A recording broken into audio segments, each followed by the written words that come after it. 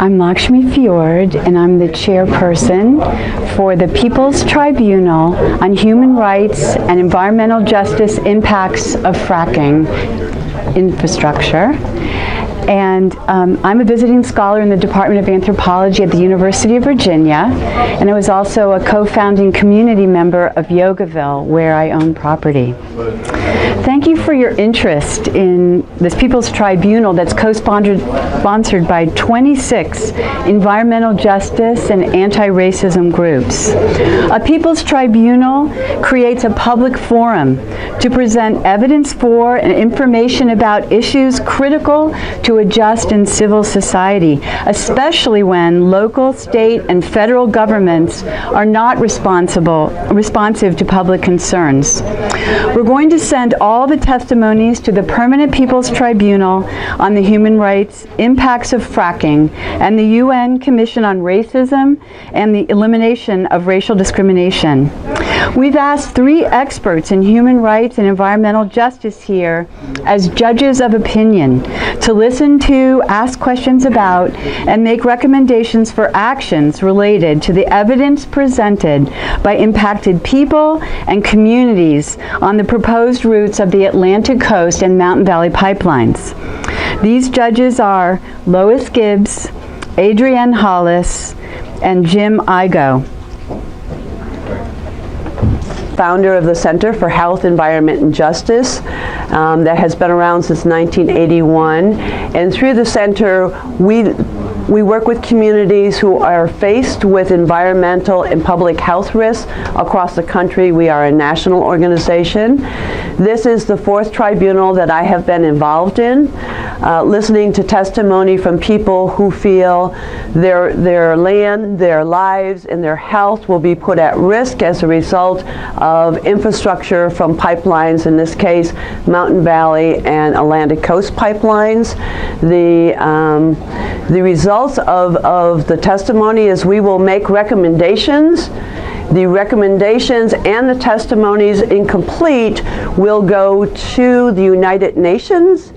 It will travel all the way to Switzerland, and on May 14th and through May 16th, there will be a trial. This is a trial putting the American government on trial for a violation of human rights, race, and class in the United States. And so I'm proud to be asked to be a judge for this, and I'm looking forward to the testimony from the families and the people who live alongside of both the Mountain Valley Pipeline, the Atlantic Coast Pipeline, and the associated compressor stations, which is being proposed for this area. Thank you. Lois Gibbs, Lois Gibbs.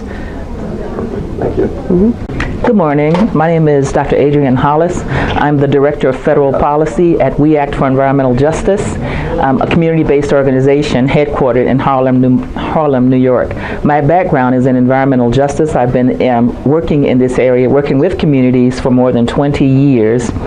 I am a strong proponent of the purpose of this tribunal today because I know personally that community voices are seldom heard, and community citizen science is one of the most important ways to gather information. So I'm very excited to be here today and very appreciative that I was invited. Thank you. Good morning, my name is Jim Igo. I'm an environmental anthropologist and an associate professor in the anthropology department here at the University of Virginia. I'm honored to be invited to participate in this tribunal as a judge. This is my first tribunal, but my role here is very consistent with the work, which is essentially to listen to people whose lives have been impacted by different forms of economic development or environmental management done by outside entities. And what I've learned in my career working in communities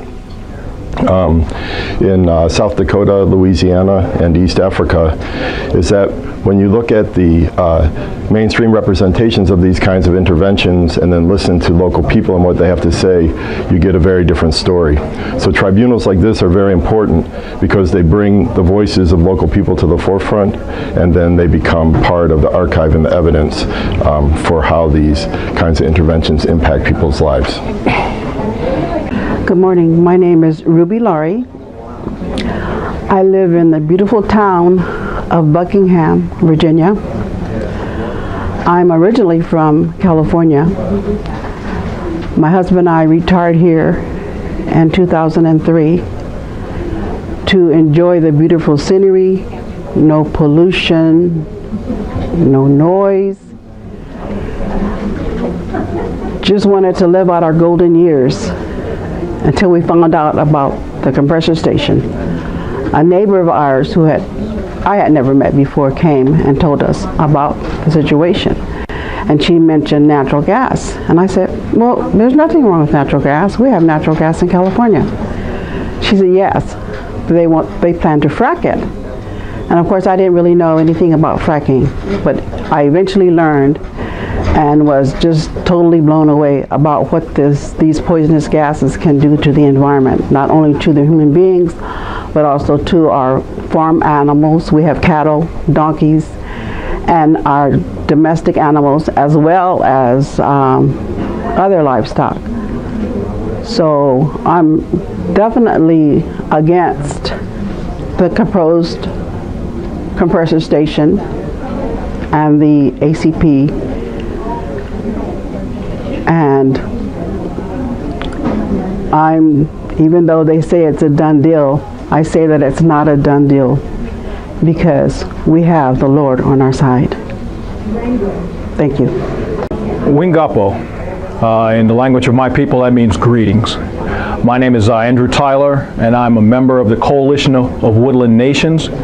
We are the descendants of the original people of this continent. We were here first.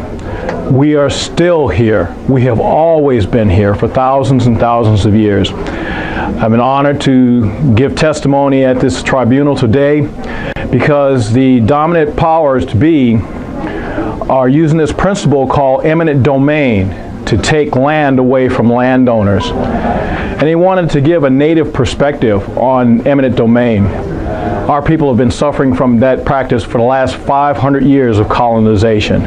So my role here today is to talk about when the first people arrived to come take our land from us, to relocate our people to reservations and to boarding schools, and that their practice of doing that, their eminent domain, is still continuing to this day. Today, and blessings. Can you please say and spell your first and last name? Andrew, A-N-D-R-E-W, Tyler, T-Y-L-E-R. Awesome, thank you.